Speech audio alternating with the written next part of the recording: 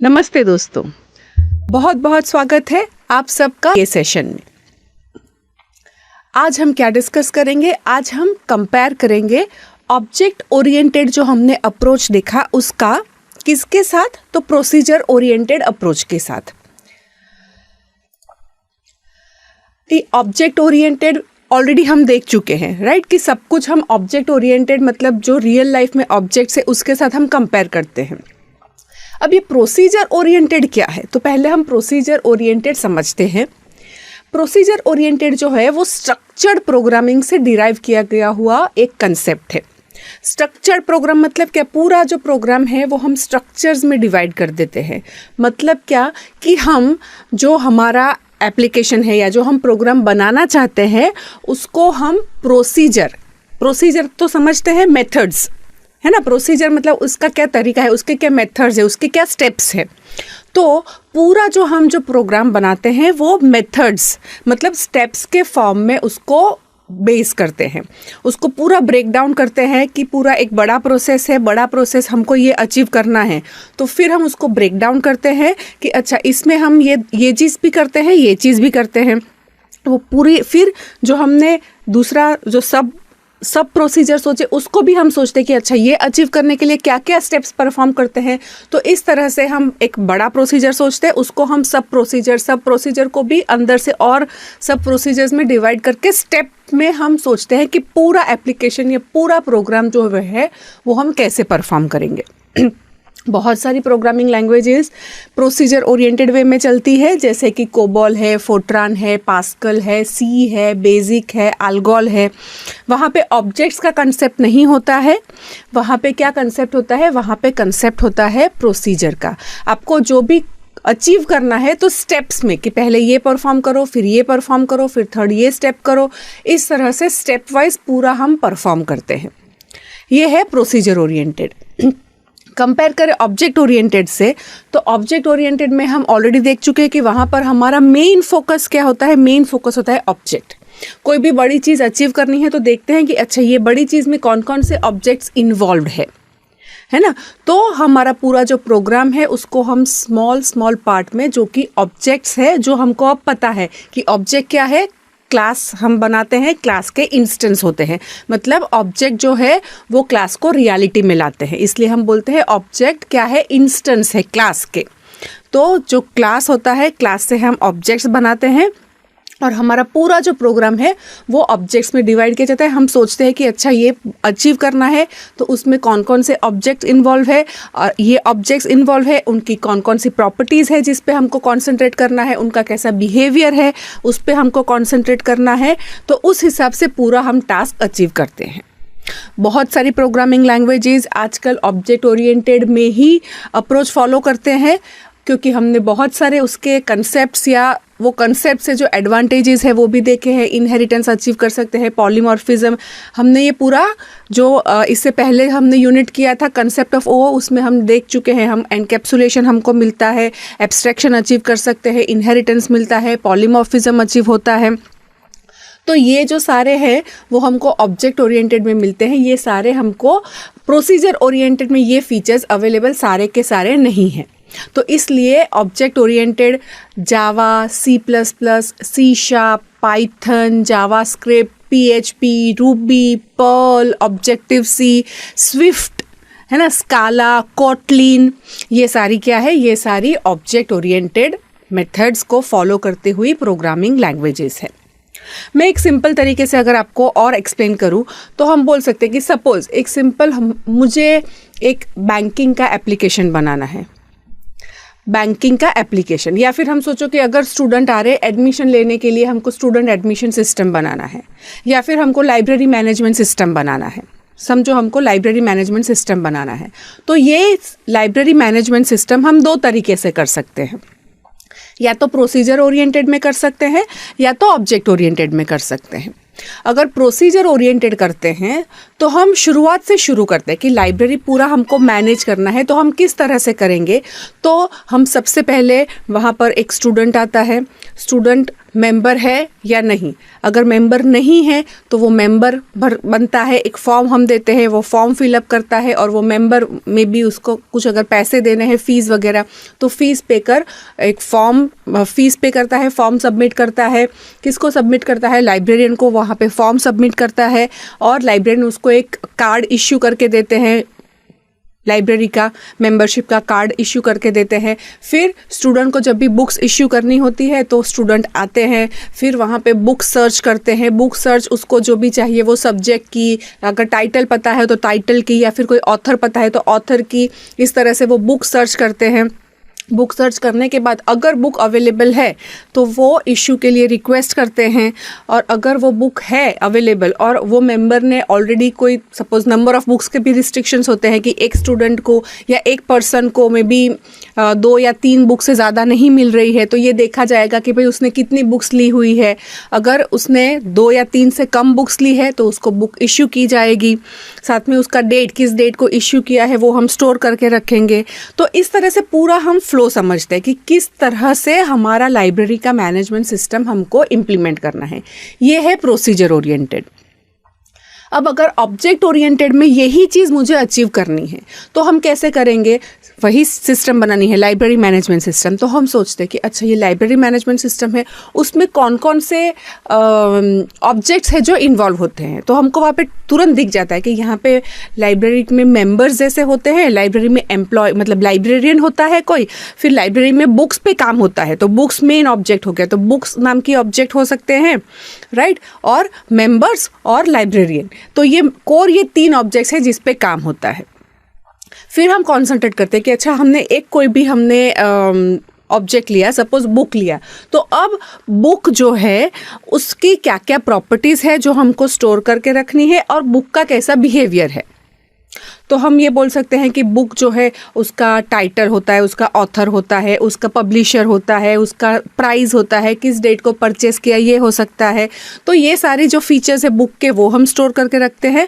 और बुक का बिहेवियर क्या हो सकता है, तो बुक के बिहेवियर में हम ये बोल सकते हैं कि बुक को कोई इश्यू कर सकता है, बुक को कोई रिटर्न कर सकता है। तो ये बुक के फीचर्स हो गए जो हम बोल सकते हैं कि हम स्टोर करके रखेंगे। फिर हम लाइब्रेरियन पे कॉन्सेंट्रेट करते हैं कि लाइब्रेरियन की क्या क्या चीज़ें हमको चाहिए।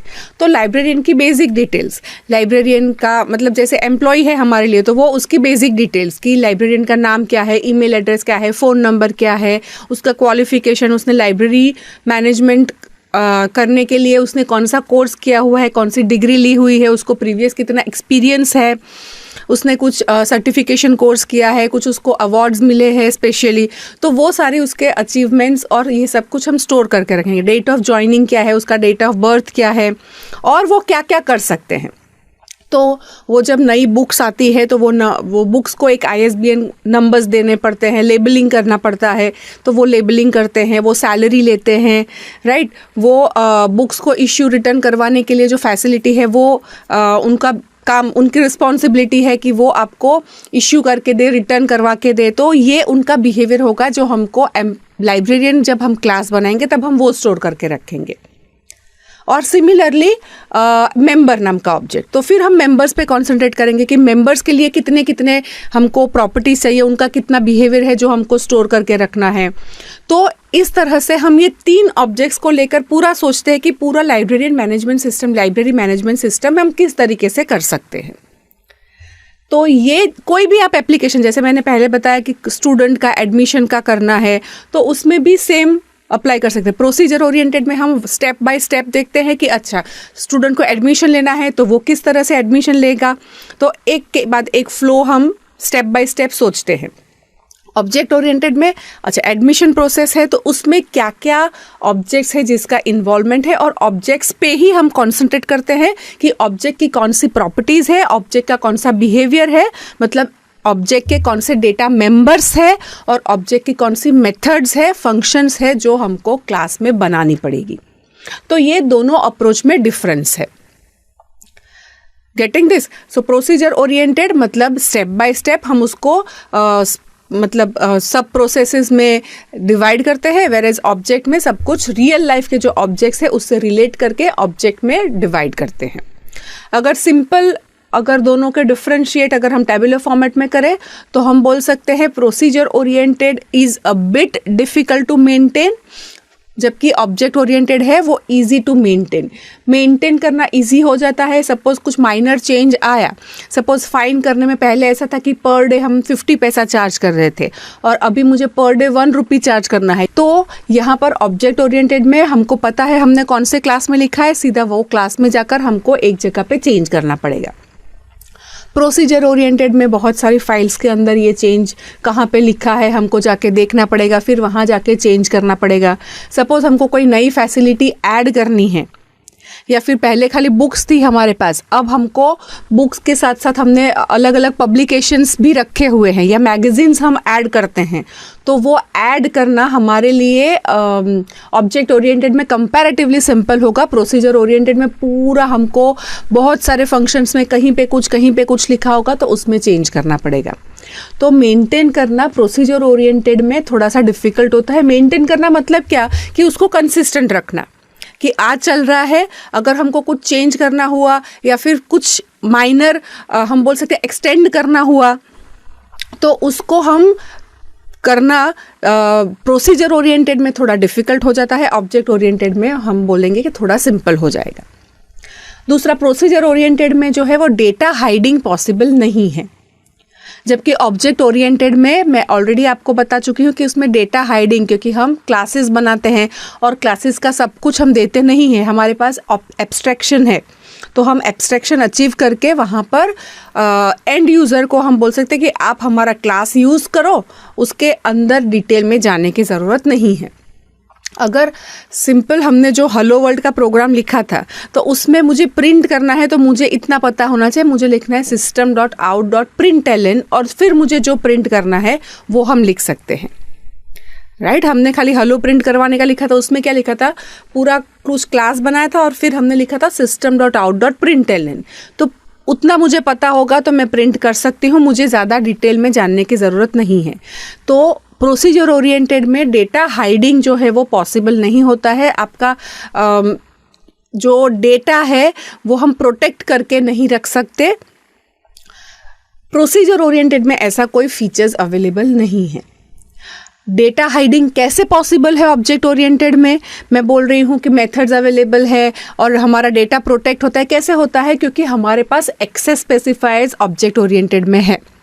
हम किसी को प्राइवेट बोल सकते हैं, किसी को पब्लिक बोल सकते हैं। अगर मैं क्लास बना रही हूँ, मुझे ऐसा रखना है कि सैलरी प्राइवेट होनी चाहिए, किसी को दिखनी नहीं चाहिए, तो मैं एम्प्लॉय क्लास बनाते वक्त सैलरी को प्राइवेट रखूँगी, पर सैलरी व्यू करने के लिए या सैलरी फेच करने के लिए या सैलरी सेट करने के लिए मेथड जो है पब्लिक में रख सकती हूँ। जिसको सेट करना है, मेरा फॉर्मूला है, आप सेट कॉल करो, सेट हो जाएगा, सैलरी में वैल्यू सेट हो जाएगी।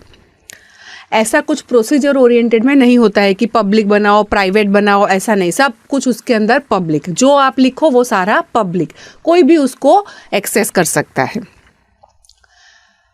ऑब्जेक्ट ओरिएंटेड में डेटा जो है वो ज़्यादा इंपॉर्टेंट है, क्योंकि हम ऑब्जेक्ट पे कॉन्सेंट्रेट करते हैं, ऑब्जेक्ट के फीचर्स पे कॉन्सेंट्रेट करते हैं। वेरएस प्रोसीजर में मैं ऑलरेडी बता चुकी हूँ, उसमें हम क्या करते हैं, स्टेप बाय स्टेप सोचते हैं कि अच्छा ये चीज़ कैसे अचीव करनी है, ये चीज़ कैसे अचीव करनी है, तो एक एक स्टेप्स में हम चीज़ों को करते हैं। तो इसलिए उसका मेन फोकस क्या होता है? मेन फोकस होता है फंक्शंस, कि मुझे अगर लाइब्रेरी मैनेजमेंट सिस्टम बनाना है तो एक क्रिएट मेंबर नाम का फंक्शन बनाना पड़ेगा, एक इश्यू नाम का फंक्शन बनाना पड़ेगा, एक रिटर्न नाम का, तो पूरा हम फंक्शंस के फॉर्मेट में सोचते हैं। वेरेज ऑब्जेक्ट ओरिएंटेड में हमने सोचा कि हमको बुक्स नाम का क्लास बनाना है और बुक को पूरा कैसे मैनिपुलेट करना है वो बुक के क्लास में होल एंड सोल हम बना देते हैं। तो वहाँ पर हम फोकस करते हैं कि बुक है तो बुक का date of issue, date of return, उसका वो प्रॉपर्टी इंपॉर्टेंट है, बुक का टाइटल इंपॉर्टेंट है, उसको हम कैसे स्टोर करेंगे, क्या डेटा रखेंगे उसके अंदर, कुछ गलत डेटा नहीं आ जाए। डेट ऑफ इश्यू है, डेट ऑफ रिटर्न है, तो उसमें बीच में हम कैसे चेक रख सकते हैं, चेकिंग प्रोसीजर ओरिएंटेड में भी ऐसा नहीं कि उसमें गलत लिखेंगे, लेकिन ज़्यादा फोकस किस में रहता है, ज़्यादा फोकस हमारा स्टेप्स में रहता है, वेयरएज ऑब्जेक्ट ओरिएंटेड में ज़्यादा फोकस हमारा प्रोसीजर ओरिएंटेड में रहता है, ऑब्जेक्ट्स में रहता है, ऑब्जेक्ट ओरिएंटेड में। जब मैं आपको बता रही हूँ कि प्रोसीजर ओरिएंटेड और ऑब्जेक्ट ओरिएंटेड में इतना डिफरेंस है, इसका मतलब ये नहीं है कि प्रोसीजर ओरिएंटेड यूज़ नहीं होता है। प्रोसीजर ओरिएंटेड के ये लिमिटेशंस है जो कि ऑब्जेक्ट ओरिएंटेड में कवर हो जाते हैं। आज भी मैं बोल सकती हूँ there are thousands of companies जो कि ये सारी प्रोसीजर ओरिएंटेड लैंग्वेजेस का यूज़ करते हैं। बहुत बड़े बड़े बैंकिंग के एप्लीकेशंस आजकल भी प्रोसीजर ओरिएंटेड लैंग्वेजेस में बने हुए हैं और मेंटेन कर रहे हैं लोग, लेकिन मेंटेनेंस थोड़ा सा डिफ़िकल्ट है क्योंकि यहाँ पर कंसंट्रेशन ही स्टेप्स में होता है और पूरा स्टेप्स फ्लो का कहीं भी जा सकता है, इसलिए इसके लिमिटेशंस है जो ऑब्जेक्ट ओरिएंटेड में हम बोल सकते हैं अचीव हो जाते हैं। बट प्रोसीजर ओरिएंटेड भी अभी भी यूज़ होता है मार्केट के अंदर। ओके, प्रोसीजर ओरिएंटेड जो है उसको हम कहते हैं top down approach. Top down approach मतलब पहले हम ऊपर से एट अ ग्लांस देखते हैं कि लाइब्रेरी मैनेजमेंट सिस्टम, अब उसको मुझे कौन कौन से फंक्शंस में डिवाइड करना है, तो हम वो फंक्शंस में डिवाइड करते हैं। अब वो फंक्शन अचीव करने के लिए और कुछ सब फंक्शंस में डिवाइड करना हुआ तो और सब फंक्शंस में डिवाइड करते हैं, तो सब प्रोसीजर इस तरह से लास्ट में हम पूरे स्टेप 1, स्टेप 2, स्टेप 3 इस तरह से अचीव करते हैं। तो टॉप मतलब पहले ऊपर से व्यू देख लेते हैं कि क्या चाहिए, ये अचीव करने के लिए और छोटा छोटा क्या स्टेप्स बनाने पड़ेंगे, अब ये छोटे स्टेप्स अचीव करने के लिए अंदर और हमको क्या बनाना पड़ेगा।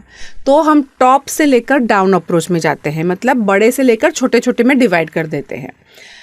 जबकि ऑब्जेक्ट ओरिएंटेड में बॉटम अप अप्रोच है। बॉटम अप अप्रोच मतलब क्या, हमने सीधा सोच लिया कि कौन कौन से क्लास चाहिए, मतलब जो एक ऑब्जेक्ट है उसी पे हम कंसंट्रेट करते हैं कि मुझे बुक पे कंसंट्रेट करो, बुक में क्या क्या हमको डेटा चाहिए, बुक के क्या क्या फीचर्स है जो हमको चाहिए।